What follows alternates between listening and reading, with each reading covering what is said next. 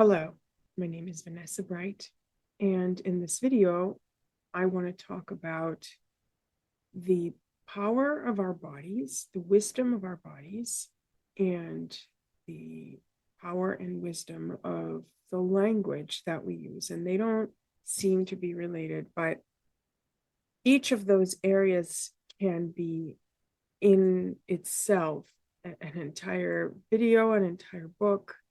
Um, I don't want to make this a 2 hour long talk. I just want to speak to something really important that I keep seeing right now, which is that our culture really encourages people to distrust their bodies.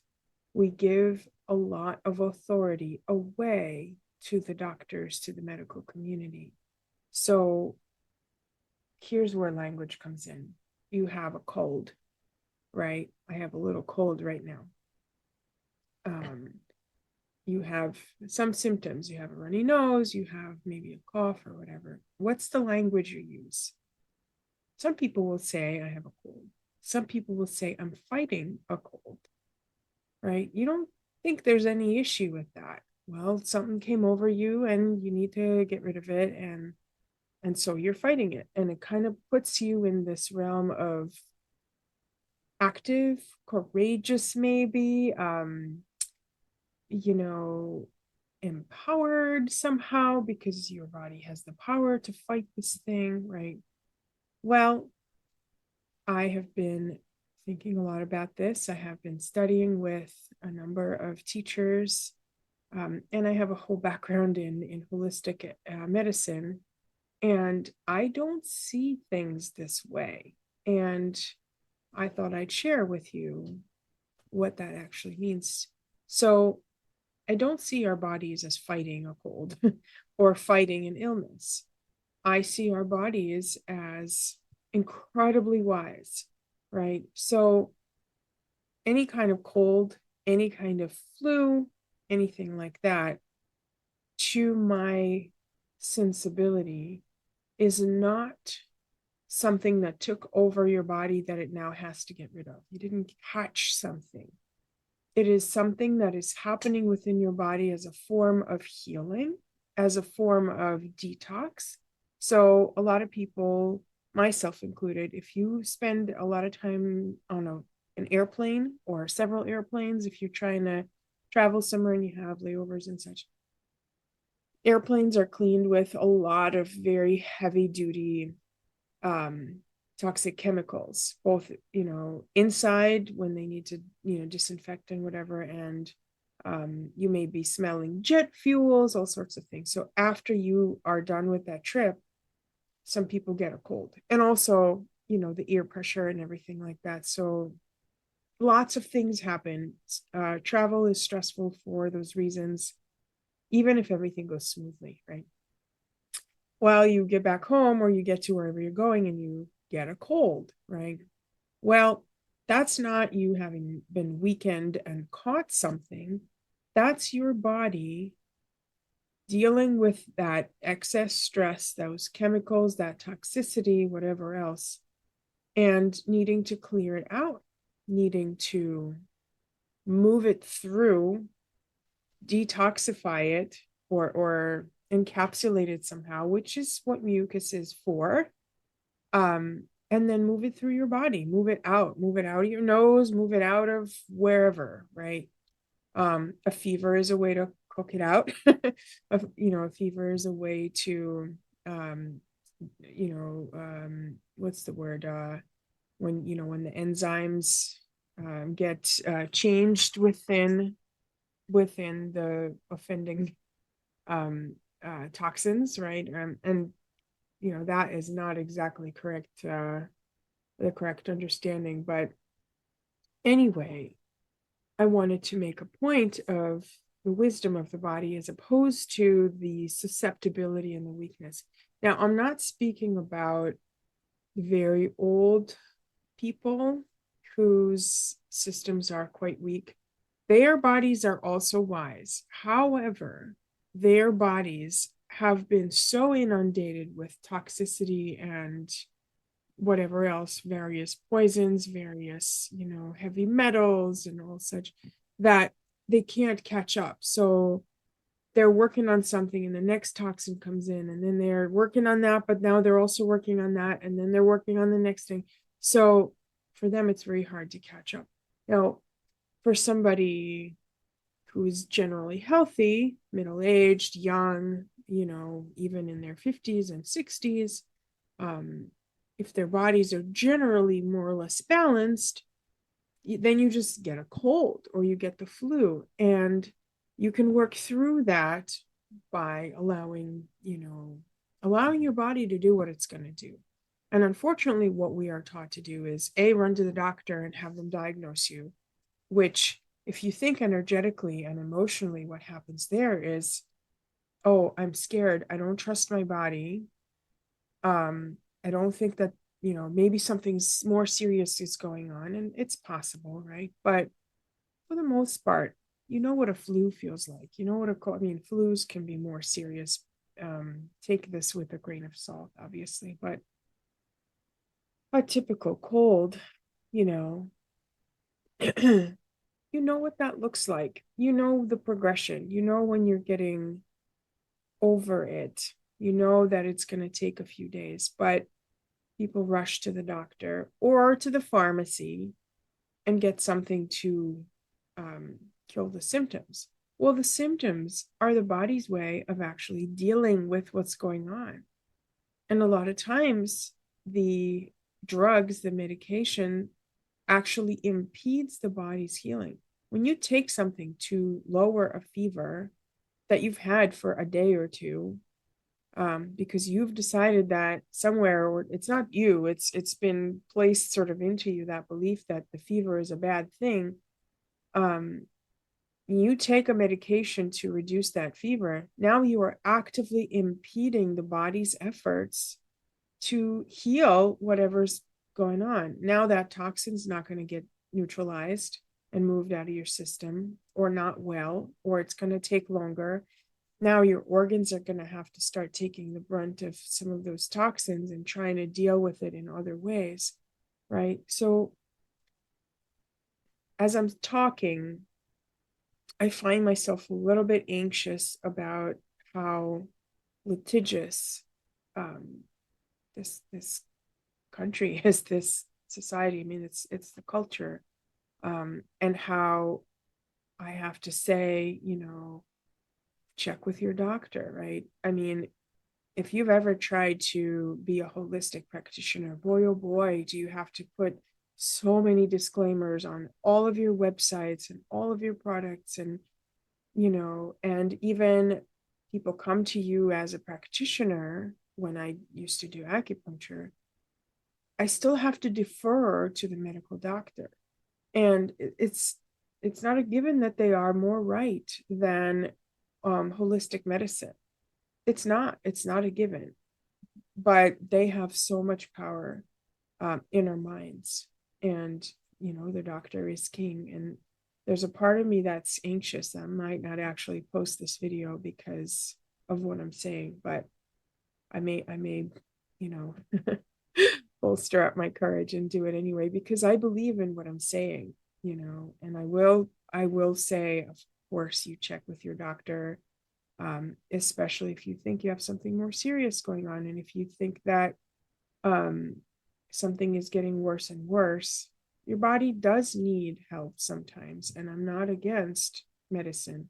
I've taken, if I have a long day, or if I have an early morning and I have lots to do the next day, especially when I'm seeing clients and I need to be sharp and I need to be present, and I'm congested in the evening, or I have a cold or something like that, I will prefer to take something to help me sleep so that my body can heal while it's sleeping, rather than take my chances and possibly be up most of the night, and this is just a factor of wanting to show up for my work and my clients. And you know, I can't take a week for a cold to resolve before I resume work. Otherwise, I'd create a lot of havoc and also lose a lot of income. And that's unfortunately the case for most people, that, if your cold or flu is lasting more than 2 or 3 days,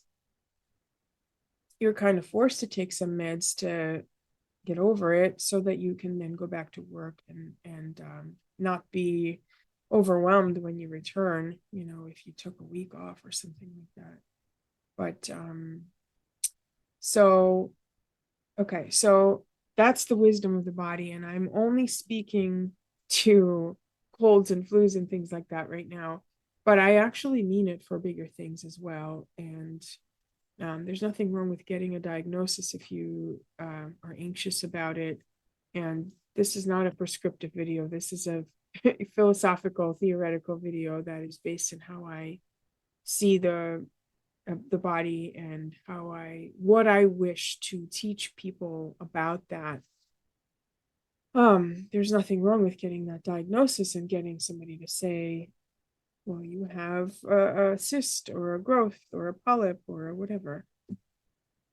But the important piece is about the wisdom of the body to be doing whatever it's doing, whether it's a polyp, whether it's a whatever. It doesn't mean that doesn't need some sort of intervention. A lot of times it does.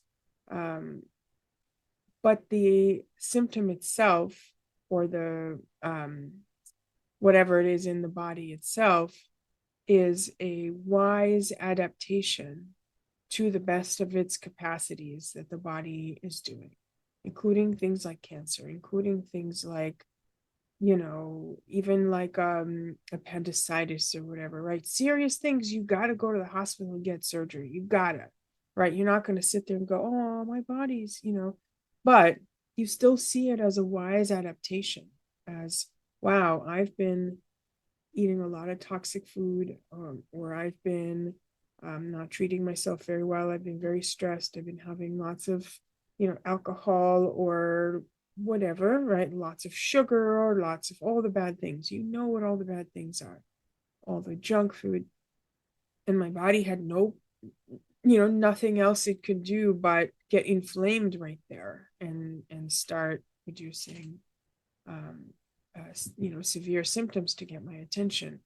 So you see what I'm saying? It's not about ignoring the doctors. It's not about saying, oh, they're stupid or they have too much power.